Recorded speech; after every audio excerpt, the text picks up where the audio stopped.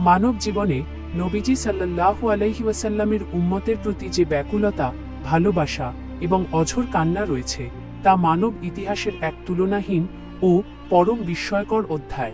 সৃষ্টির সূচনা থেকে প্রলয় পর্যন্ত যত নবী ও রাসূল পৃথিবীতে আগমন করেছেন, প্রত্যেকেই নিজ নিজ জাতির হেদায়েতের জন্য মেহনত করেছেন।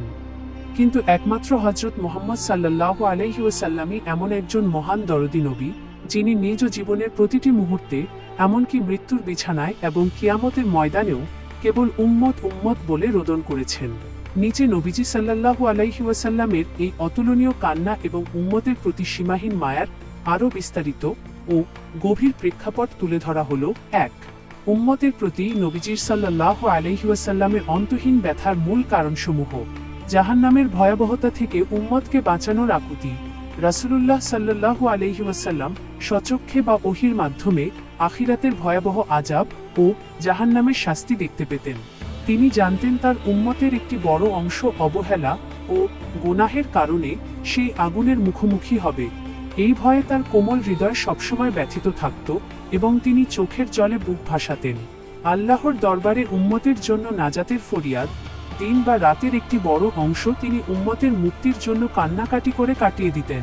সাহাবীরা রাদিয়াল্লাহু তাআলা আনহু অনেক সময় দেখতেন যে তিনি সিজদায় গিয়ে দীর্ঘ সময় ধরে নীরবে কাঁদছেন এবং আল্লাহর কাছে উম্মতের নাজাতের ভিক্ষা চাচ্ছেন। কোরআনে বর্ণিত হৃদয়ের কোমলতা ও দয়া। আল্লাহ রাব্বুল আলামিন পবিত্র কোরআনে সূরা আত-তাওবার শেষাংশে ইরশাদ করেছেন, অবশ্যই তোমাদের কাছে এমন একজন রাসূল এসেছেন যিনি তোমাদের মধ্য থেকেই তোমাদের যে কোনো কষ্ট বা বিপদে তিনি অত্যন্ত বেদনা অনুভব করেন। তিনি তোমাদের কল্যাণকামী, আর মুমিনদের প্রতি তিনি অত্যন্ত স্নেহশীল ও দয়ালু। সূরা আত-তাওবা 128-2। হাদিসের আলোকে নবীজি সাল্লাল্লাহু আলাইহি ওয়াসাল্লামের হৃদয় বিদারক কান্নার দৃশ্য। হাদিস শরীফে নবীজি সাল্লাল্লাহু আলাইহি ওয়াসাল্লামের উম্মত প্রীতির বহু মর্মস্পর্শী ঘটনা বর্ণিত হয়েছে। আম্বিয়াগণের দোয়ার আয়াত পাঠ ও কান্না। একবার রাসূলুল্লাহ সাল্লাল্লাহু আলাইহি ওয়াসাল্লাম পবিত্র কোরআনের দুটি বিশেষ আয়াত তিলাওয়াত করলেন। প্রথমটি ছিল সূরা ইব্রাহিমের ৩৬ নম্বর আয়াত, যেখানে হযরত ইব্রাহিম আলাইহিস সালাম তার অবাধ্য উম্মত সম্পর্কে বলেছিলেন, হে আমার রব, যে আমার অবাধ্য হবে, আপনি তো ক্ষমাশীল ও দয়ালু।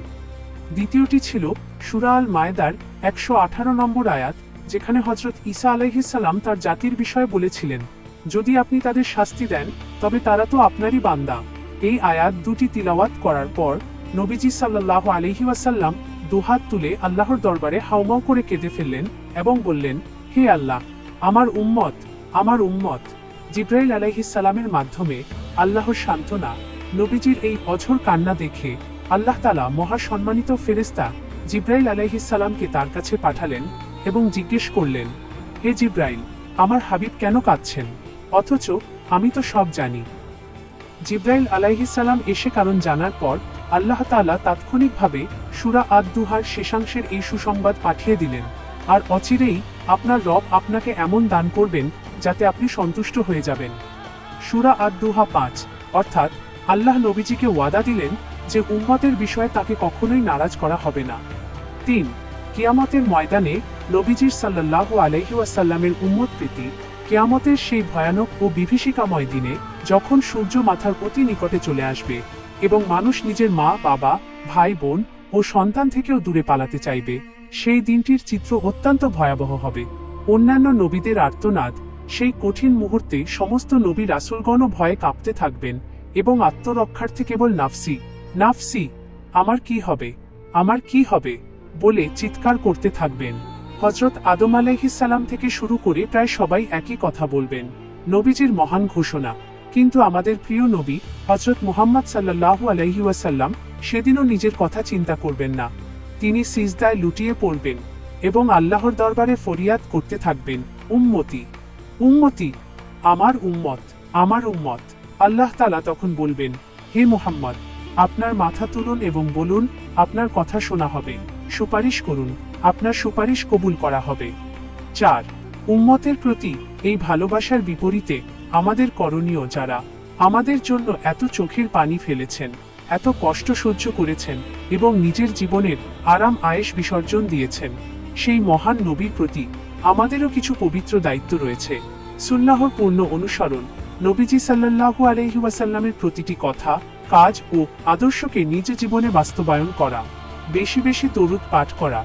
যেখানেই নবীজির নাম উচ্চারিত হবে, গভীর মহব্বতে সাল্লাল্লাহু আলাইহি ওয়াসাল্লাম পাঠ করা। উম্মতের ঐক্যের স্বার্থে কাজ করা।